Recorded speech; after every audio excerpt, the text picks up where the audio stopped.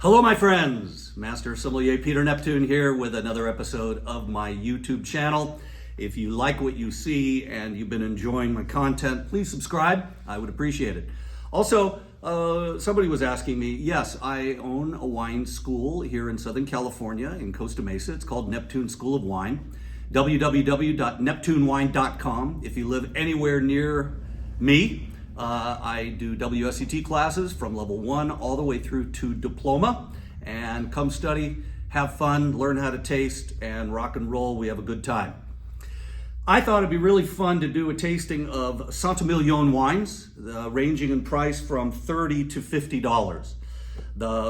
That's a serious price point. I would never pretend that, $40 is cheap, but in the world of wine that we live in now, frankly, there's a lot of wine out there for $100 that's not worth a plug nickel, in my opinion. So when I'm looking at a price point like this, I'm expecting a quality level, but I'm also often really pleasantly surprised when I find wines that box way out of their weight class, and that's what I'm hoping we find here. So we have, I got all three of these wines at my friends High Time Wine Cellars in Costa Mesa.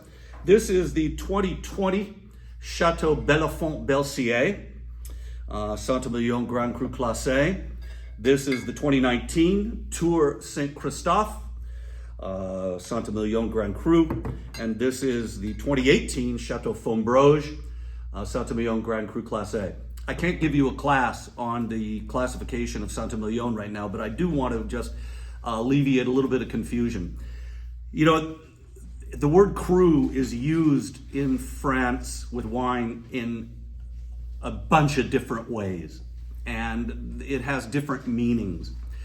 The appellation of Emilion, in Emilion, there's two appellations contrôlées, Emilion, and for wines that are estate bottled from lower yielding vineyards and slightly higher natural alcohol, there's the appellation of Emilion Grand Cru.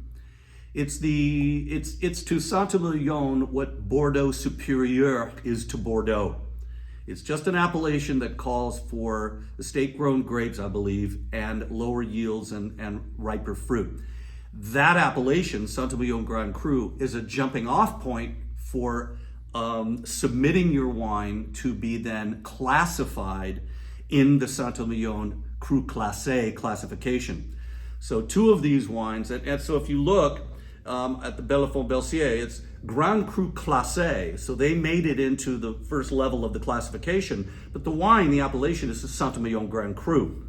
This Tour Saint Christopher is Emilion Grand Cru. I don't know if they've applied for Cru Classé status. I'm not sure. And then Chateau Fombrauge is, again, Grand Cru Classé, and the appellation is Emilion Grand Cru. So I know it's confusing. Don't blame me. I just try to explain these things to my students and hopefully to you out there. You can look into the Emilion classification. There's Grand Cru, Classé, and then there's Premier Grand Cru Classé, A and B. And so again, yeah, it's confusing for sure. Let's take a look at these wines. 2020, I'm going from youngest to oldest. 2020, 2019, 2018. Deep Ruby, Bellefont-Belcier, Deep Ruby. This is, lovely nose.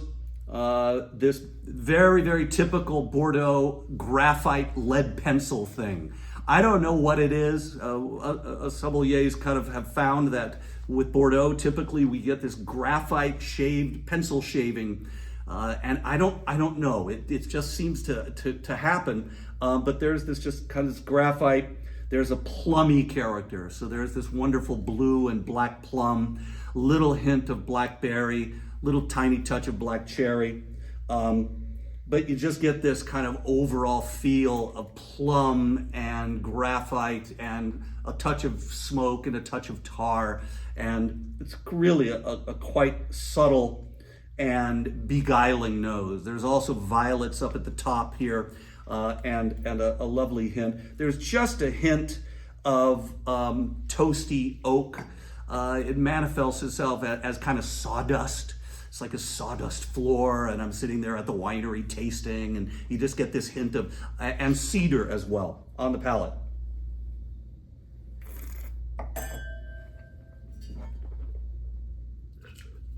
Dry, acidity medium plus, tannin. Wow, very, very subtle, wonderfully integrated medium plus. And these are just harmonious, very grainy tannin. It's very, very elegant wine. Wonderful wine. You know, I really like Bordeaux. And I like it doesn't have exuberant fruit. It's not over the top. The fruit shouldn't be jammy. What I love about Bordeaux and this wine is that it's like a long, beautiful desert highway, and you can just let it rip and go, don't tell anybody, 90 miles an hour. But there's a seamlessness about Bordeaux. It doesn't explode and go like this. It's just kind of this beautiful, elegant, seamless character that I really, really like it. And I love this wine. It's very nice. Dry, acidity medium plus, tannin medium plus. Alcohol seems barely on maybe 14%. Yeah, 14.5. No, that's 14.5. Yep. And long finish. Again, the black currant, black plum, black currant, a little smoke, a little toast, a little char, a little bit of violet, long, beautiful. This is outstanding wine. It's $49.99. You could lay this down if you have the patience. This will be much better in 5 years. Decant it an hour before you drink it. Hard not to drink this wine, but this wine is very elegant and very beautifully put together. Bravo. Very nice wine. 2019 Tour St. Christopher, also a deep ruby color on the nose. And by the way, that first wine, 72% Merlot, 18% Cabernet Franc, 10% Cabernet Sauvignon, located right near Chateau Pavie, which is a Grand Cru Classé A. So this is a beautiful limestone plateau going on here. Very nice. Had a little wine on me there. Live, first take, no rehearsal, no script. We're in this together, ladies and gentlemen. All right, here we go. Tour de St. Christopher. 80% Merlot, 20% Cabernet Franc. Again, that plumminess. These wines should share a character, They're all mostly Merlot. They all have Cabernet Franc. They're all from that limestone clay soil of Saint-Emilion.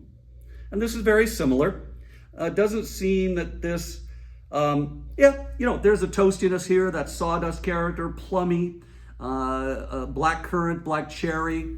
It doesn't seem quite as concentrated, doesn't seem quite as, elegant as the Bellefont-Belcier, but I like the nose. It's quite nice. Very, very much graphite as well on the nose. On the palate.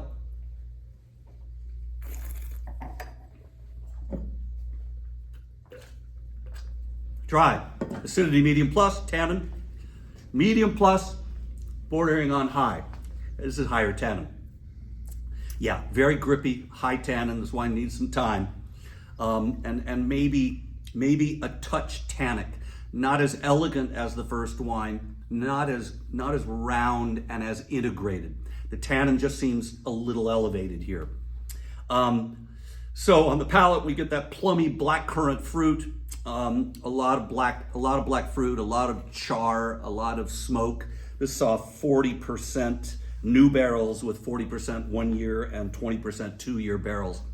And I got a lot of wood tannin happening here, a lot of oak tannin. So for me right now, the tannin is just a little bit overwhelming, but it's a young wine. This is a 2019. I would say this wine's good. It's $34.99 at high time, which is a very reasonable price point. I think the wine's good, perhaps very good, but it needs an hour decant or more time in the cellar, okay, with that wine. The next wine is the 2018 Chateau Fombrauge Grand Cru Classé. It's also a deep ruby.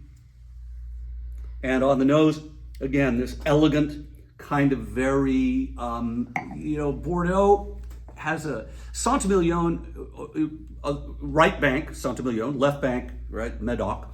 Saint-Emilion always has more Merlot, a more plummy essence, a character to it. But Bordeaux in general just has this more subtle, very elegant aroma where you get the combination of the earthy pencil shaving graphite and then the more subtle blackcurrant plum character.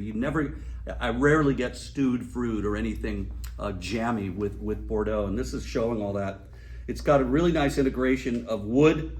This is 90% Merlot, 10% Cabernet Franc. This estate was planted in 1599.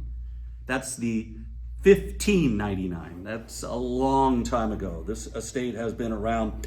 The actual estate dates back to 1679. That's amazing. Beautiful smoky character, toasty. A little bit of chocolate, a little kind of like dark 90% cacao chocolate, like the chocolate sprinkles on the tiramisu. A beguiling nose, licorice, anise, a hint of tar and smoke on the palate.